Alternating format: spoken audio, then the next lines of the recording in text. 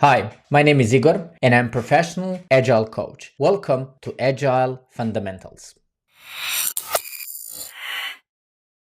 Do you know that many people wonder who actually should facilitate the sprint review event? Is that the Scrum Master or is that the product owner or should someone from the Scrum team members? Well, the answer is really simple. It is the product owner. He or she is accountable to facilitate the sprint review event. Let me explain why. Let's firstly start with the purpose of the sprint review, so I can give you the why behind the product owner is the one. The purpose of the sprint review is that the Scrum team, together with the stakeholders, can inspect or, in a simple word, check the results of the last sprint. So that's the place where the stakeholders join the Scrum team and the Scrum team basically make sure that they transparently share with the stakeholders what they did in last sprint. When it comes to Timebox, the Timebox is 4 hours for 1 month sprint. For shorter sprints, the sprint review is usually shorter. So if the sprint is 2 weeks,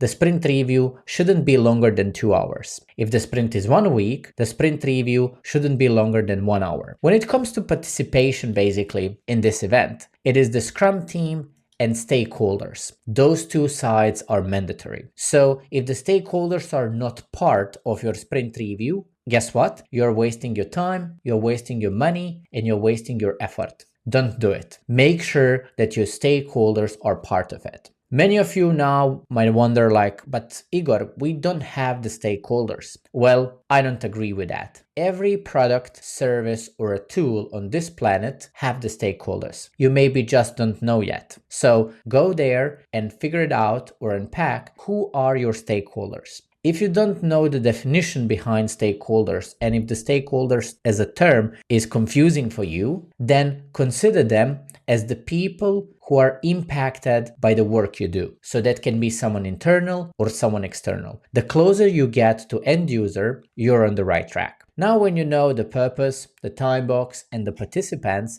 let's understand what to expect during the sprint review. One thing that you need to expect as a Scrum team, especially as the product owner, is the feedback from the stakeholders. So the moment you share the tangible results with those guys, you need to receive the feedback. That feedback will serve you as the product owner mainly and your Scrum team to understand what do you need to do in the next sprint. And that's real agility, right? Building something, getting the feedback, and adapting towards that feedback. That's agile. One thing that I would like to highlight, and that's why on this presentation it's with the black color, is what you should never do. Don't do. The sprint review is not show and tell meeting. It is not PowerPoint presentation where you have some silly slides and you just show to your stakeholders, hey, this is what we did. The sprint review is rather a working session. Work with those stakeholders and make sure that what you produced is tangible. It is in their hands, they can use it, they can play with it, they can basically navigate through that, whatever it is, and however you can. That is the only time when you can get the real feedback or what they actually are looking for or not. And that feedback will help you to cut the costs and do not fly blindly. That feedback is your compass, what to do in the next sprint. If you find this video interesting and if you learn something new about the sprint review, feel free to follow me as I'm going to share more videos like this with you. As always, thank you for watching and see you in one of my next videos.